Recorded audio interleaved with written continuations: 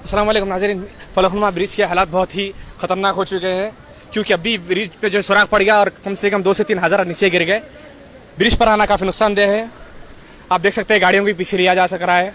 वहाँ खड़ना खतरे से खाली नहीं है, ब्रिज गिर चुका है। ये मैं आपको लाइव अपडेट दे रहा हूँ फलकनुमा रेलवे ब्रिज से ही। बहुत बुरे हालात है मेरे यहाँ पर। अभी 2 लोग गिर गए।